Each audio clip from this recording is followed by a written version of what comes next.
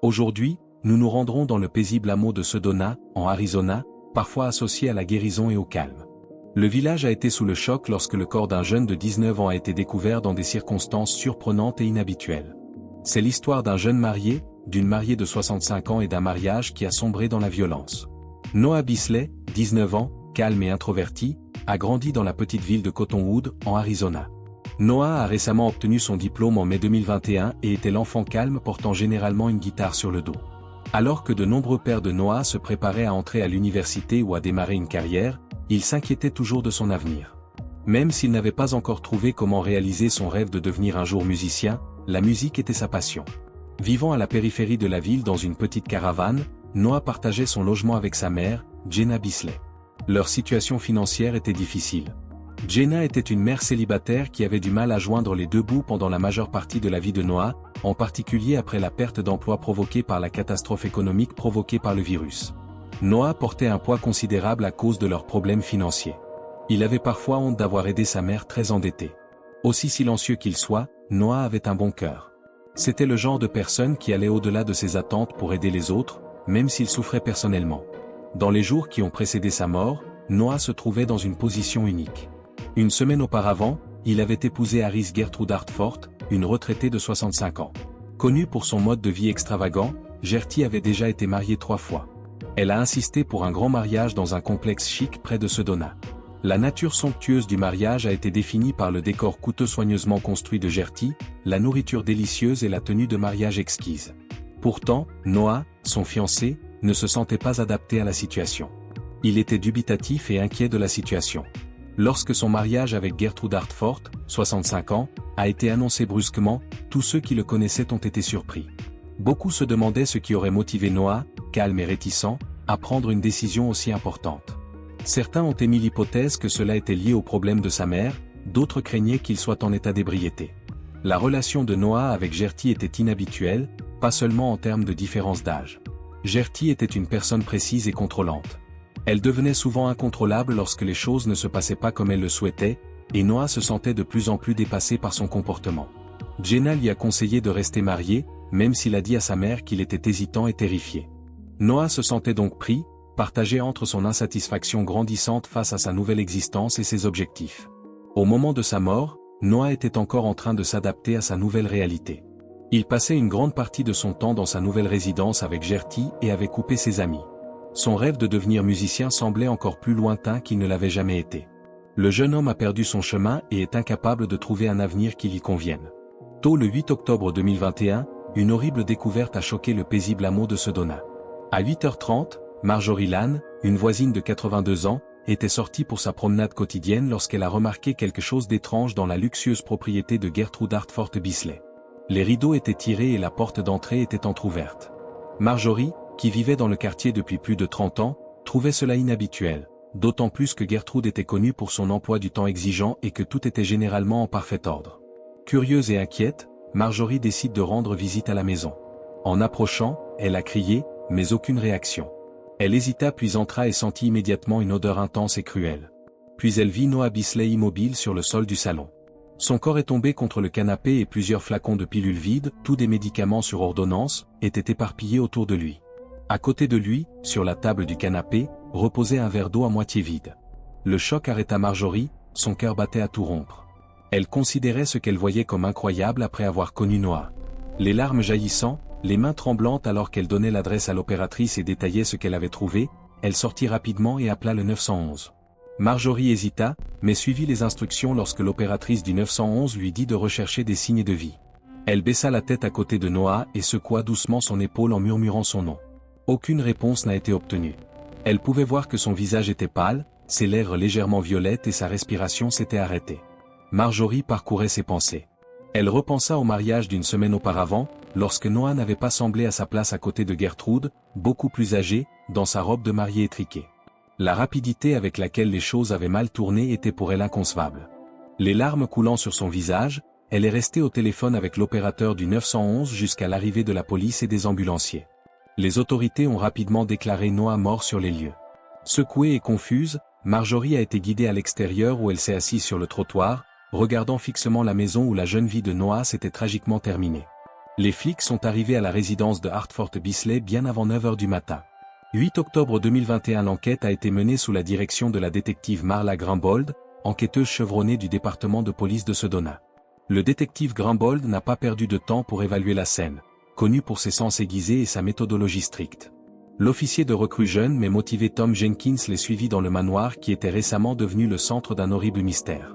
Le corps de Noah a été retrouvé dans le salon étrangement calme.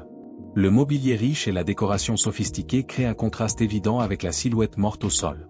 Le détective Grimbold remarqua immédiatement les flacons de pilules vides éparpillés autour du verre d'eau de la table basse de Noah. Elle a remarqué les étiquettes, les prescriptions de médicaments comme l'Oxycontin et le Xanax, parfois liés à des incidents de surdose. La scène elle-même était remarquablement propre. Pas de traces de lutte, pas de meubles renversés, pas de sang. L'inspecteur Grimbold a déclenché des alarmes parce que c'était presque trop propre. La propreté suggérait que quoi qu'il arrive, c'était plus intentionnel qu'un désastre chaotique et imprévu.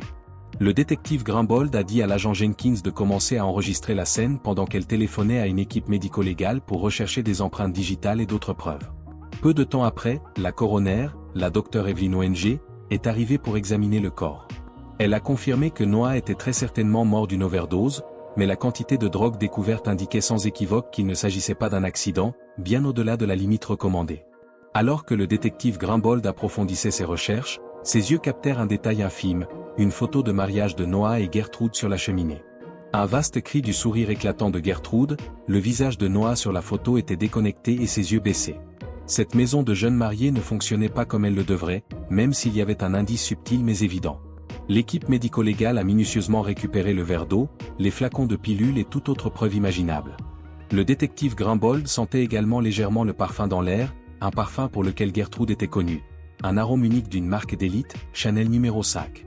Au moment où ils eurent terminé, le détective Grimbold sentit que cela dépassait une simple overdose. Les éléments de preuve ont mis en évidence un acte criminel, l'enquête ne faisait que commencer.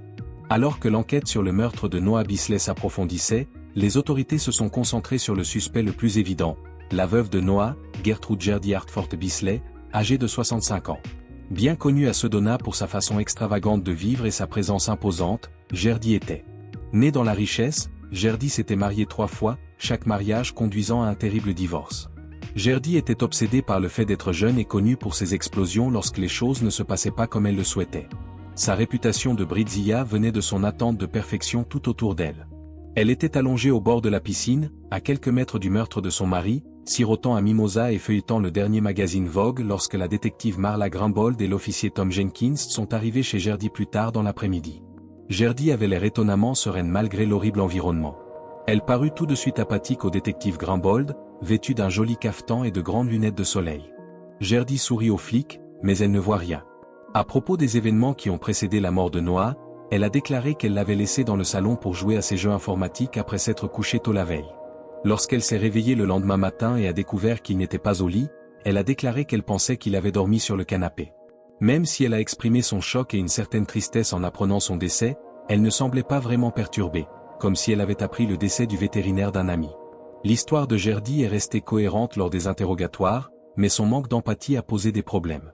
Elle était distante, mais serviable, répondant exactement aux questions. À propos des flacons de pilules trouvés sur les lieux, Gerdy a déclaré que Noah s'était vu prescrire des médicaments pour l'aider à faire face aux défis récents. Elle a dit qu'elle n'avait aucune idée que Noah pourrait faire une overdose et a supposé qu'il aurait pu prendre plus de drogue qu'il n'aurait dû dans un état de désespoir. Même si elle était calme, le détective Grimbold a découvert quelques incohérences dans l'histoire de Gerdy. Gerdy avait d'abord dit, Noah jouait à des jeux vidéo, mais la télévision s'est éteinte lorsque Marjorie Lann a découvert le défunt. Le lit de la chambre principale était également en désordre, ce qui suggérait que Gerdy n'était peut-être pas allée se coucher du tout. Le détective Grimbold insista davantage et Gerdy cachait clairement quelque chose. Mais sans preuve concrète, les flics ont pu la retenir. Gerdy semblait avoir un alibi parfait, mais ses actions posaient des problèmes. Alors que l'interview touchait à sa fin, le détective Grimbold ne pouvait se débarrasser de la sensation que cette femme raffinée et sereine était plus impliquée dans le meurtre de Noah qu'elle ne le laissait entendre. Les flics se sont concentrés sur la mère de Noah, Jenna Bisley, la deuxième suspecte, tandis que Gertrude Hartford Bisley restait intéressante. Jenna, 49 ans, fait face à de nombreuses difficultés. Sa vie avait été une séquence de mauvaises décisions, chacune apparemment pire que la suivante. Aux prises avec ses dettes, Jenna s'était tournée vers la vente clandestine de médicaments sur ordonnance, un secret qu'elle avait caché à la plupart. Pas entièrement, cependant, ayant été arrêtée à plusieurs reprises. La détective Marla Grimbold a compris que le désespoir de Jenna aurait pu la pousser à contraindre Noah à son horrible mariage avec Gertrude. En fin de compte, Jenna a trouvé une aide financière auprès du syndicat. Combattre la croyance selon laquelle le mariage de son fils assurerait son avenir était trop tentant. Mais qu'est-ce qui aurait payé? Lorsque les flics ont amené Jenna pour des questions, elle semblait confuse et anxieuse. Elle portait un pantalon en lambeaux et un t-shirt usé, loin de la Gertrude polie. Jenna fumait une cigarette, une habitude qu'elle avait prise récemment, ses mains tremblaient. Et sa voix balbutiait alors qu'elle répondait aux questions du détective. Présentant cela comme une opportunité qui l'aurait manqué, Jenna a déclaré qu'elle avait exhorté Noah à épouser Gertrude. Elle a mentionné le mariage, qui a eu lieu dans une station balnéaire chic de Sedona, où Noah avait chanté hors de propos parmi la magnificence. Jenna a déclaré qu'elle avait voulu le meilleur pour son fils et qu'elle pensait que Gertrude pouvait lui fournir, ainsi que son argent, quelque chose qu'elle n'avait jamais pu donner. Mais Jenna est devenue sur la défensive lorsque la conversation a porté sur les drogues trouvées sur les lieux. Elle a soutenu que Noah avait dû les prendre lui-même et les avoir récupérées ailleurs, contredisant toutes les connaissances sur le nombre effrayant de morts. Néanmoins, le détective Grumbold n'était pas d'accord. Les problèmes financiers de Jenna, son implication dans la vente de drogues illégales et son désespoir d'assurer son avenir laissent présager sa participation. Sous la pression, Jenna a répondu de manière plus sauvage. Elle a commencé à se contredire, elle a dit à un moment donné qu'elle n'avait pas vu Noah depuis des jours, mais a affirmé plus tard qu'elle l'avait vu la veille de sa mort. Sa nervosité et son langage imprévisible n'ont fait qu'accentuer les doutes des policiers. Même si Jenna le nie, son intention claire d'assurer le mariage de Noah et son lien avec la drogue font d'elle une suspecte majeure. Le détective Grumbold savait que Jenna était rusée, impitoyable et qu'elle ferait tout pour se sauver, même au prix de son propre enfant. À la fin de l'interrogatoire, d'autres éléments du puzzle ont disparu, mais ils se rapprochaient de la vérité. Gertrude Hartford Bisley et Jenna Bisley ont attiré l'attention de la police sur une troisième personne faisant l'objet d'une enquête. L'ex-mari de Gertrude, Harry Hartford. Alors âgé de 70 ans, Harry était un magnate de l'immobilier prospère, réputé pour sa cruauté, tant dans sa vie professionnelle que personnelle. Son projet le plus récent consistait à développer des communautés de retraités prospères dans tout l'Arizona, renforçant ainsi son empire. La relation d'Harry avec Gertrude s'était amèrement effondrée quelques mois seulement avant son mariage avec Noah. Le divorce avait été un événement majeur dont on parlait dans les cercles sociaux les plus élevés de l'Arizona. Lorsque Gertrude partit avec une partie substantielle de ses richesses, Harry fut honteux et en colère. Le mariage de Noah avec un garçon beaucoup plus jeune a eu un timing qui a ajouté du sel à la blessure. Le ressentiment et l'envie persistant d'Harry ont fait de lui l'un des principaux suspects de l'enquête.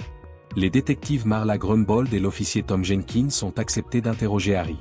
Il était dans son bureau à domicile, entouré d'idées architecturales et de documents juridiques lorsqu'ils sont arrivés dans son grand domaine.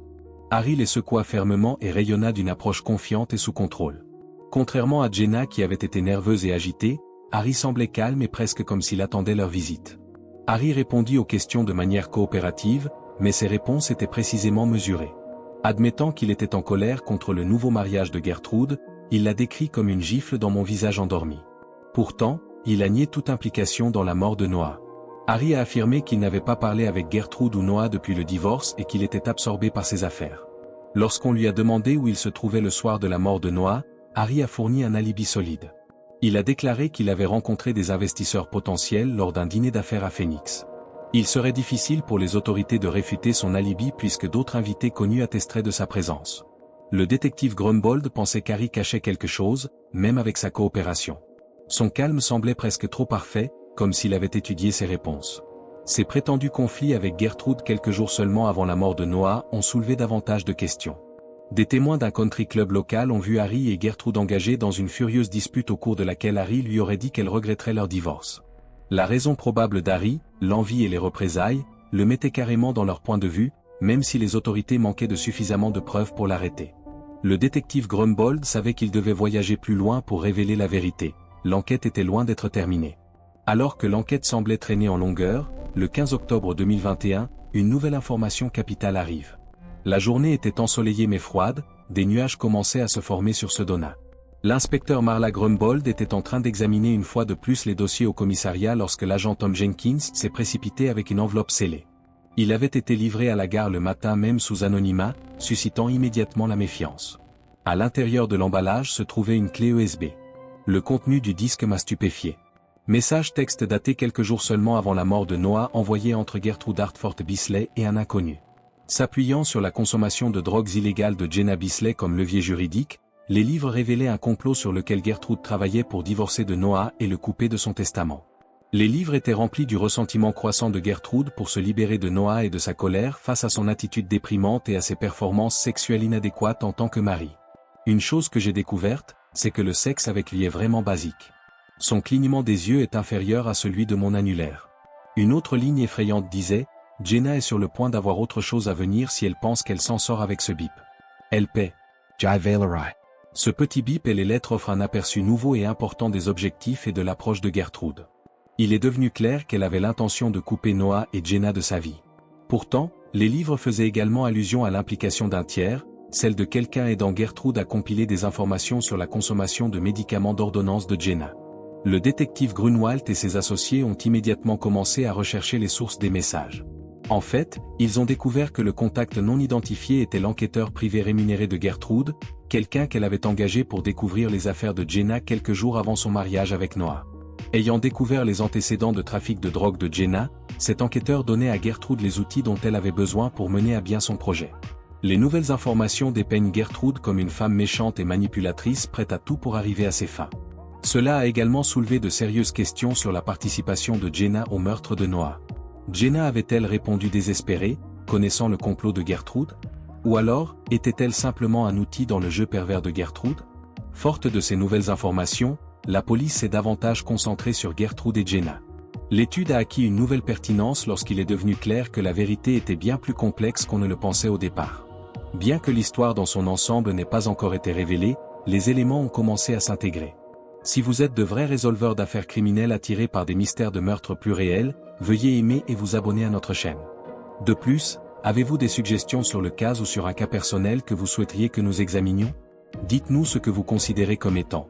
Restez en sécurité, résolvez de véritables affaires criminelles.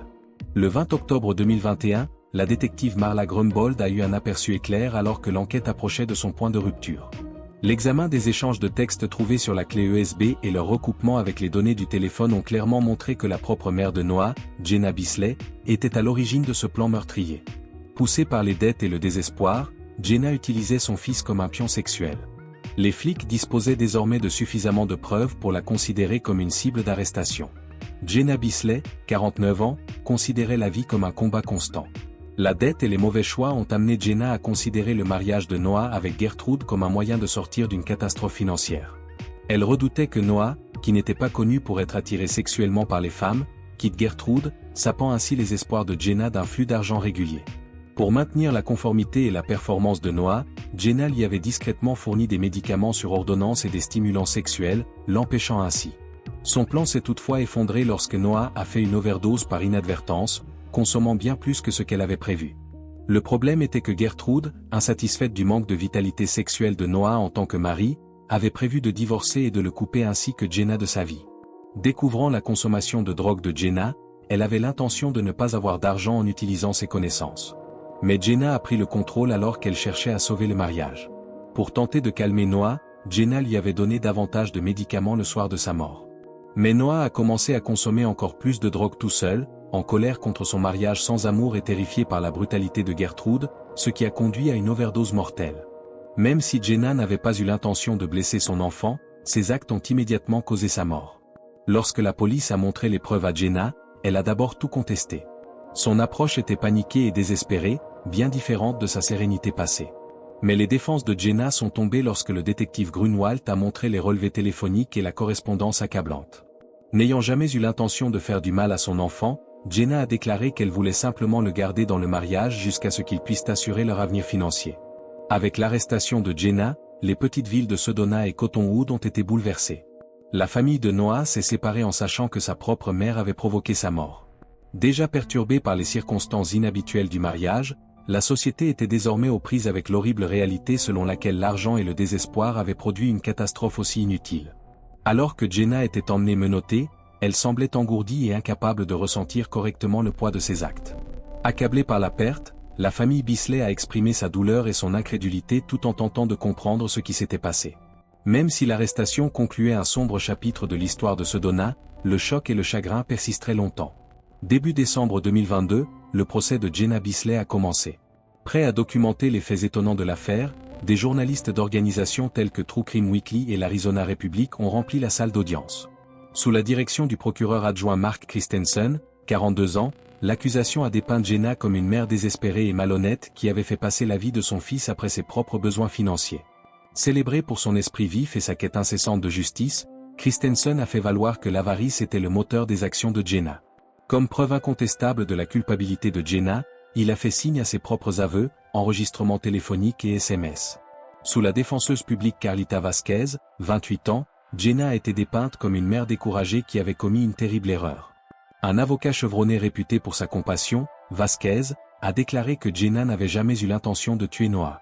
Elle a souligné les problèmes financiers de Jenna, sa détermination à donner à sa famille un avenir meilleur et le caractère involontaire de la mort de Noah. Faisant appel à leur sympathie, Vasquez a demandé au jury de prendre en compte la pression et les conditions difficiles de Jenna. La famille de Noah a regardé avec agonie tout au long du procès. Les actions de sa mère avaient brisé sa famille et leur réaction démontrait amplement son angoisse. Même si le dossier de l'accusation était solide, certains jurés ont réagi à la demande de clémence de la défense. 15 décembre 2022, les jurys ont tranché. Jenna Bisley a été déclarée coupable d'homicide volontaire. Bien que les actions de Jenna aient conduit à la mort de Noah, le jury a estimé qu'il n'existait pas de preuves suffisantes pour prouver que Jenna avait l'intention de le tuer. Lorsque la décision a été rendue, Jenna a à peine réagi, son visage était pâle et sans expression dans la salle d'audience silencieuse. Le juge a condamné Jenna à 10 ans de prison, 5 ans permettraient sa libération conditionnelle. La phrase a inspiré des avis opposés. Compte tenu de la mort horrible de Noah, certains pensaient que c'était trop indulgent, d'autres l'ont jugé approprié étant donné les terribles circonstances dans lesquelles se trouvait Jenna. Ce choix n'a pas vraiment amélioré la situation de la famille de Noah. Ils ont dû accepter que leurs proches avaient disparu, kidnappés par la même personne censée s'occuper de lui. Les habitants de Sedona ont également dû faire face aux événements troublants qui se sont produits parmi eux, un rappel qui donne à réfléchir à quel point le désespoir et l'argent peuvent conduire à des comportements inimaginables. Dans les mois qui ont suivi l'emprisonnement de Jenna Bisley, l'histoire a continué à résonner fortement dans la communauté de Sedona. De la famille Bisley aux habitants du quartier, le procès a eu un effet profond sur toutes les personnes impliquées. Envoyé au complexe pénitentiaire de haute sécurité de Perryville, dans l'État de l'Arizona, à Phoenix, les conditions de détention de Jenna Bisley étaient difficiles. Son histoire a attiré beaucoup d'attention des médias, et d'autres détenus ont régulièrement spéculé et évalué son sujet. Elle a dû réfléchir aux horribles conséquences de ses actes, puisque le système carcéral ne lui offrait que peu de possibilités de réhabilitation et d'aide. Jenna a passé son temps à participer à des programmes pénitentiaires visant à résoudre les problèmes de santé mentale et de toxicomanie, dans l'espoir d'une sorte d'expiation et en préparant sa libération définitive. Malgré les troubles, la vie quotidienne de Sedona est progressivement revenue à la normale. En présence d'amis, de membres de la famille et de citoyens souhaitant honorer la mémoire de Noé, la municipalité a érigé un mémorial en son honneur dans un parc voisin. Parallèlement à la musique live, la soirée comprenait des remarques célébrant la vie et les objectifs de Noah. Cela a permis à la communauté de se rassembler et de se soutenir mutuellement, en souvenir du jeune homme dont la vie a été écourtée. Du côté des médias, la couverture médiatique de l'affaire s'est enfin atténuée pour laisser émerger de nouveaux événements et histoires.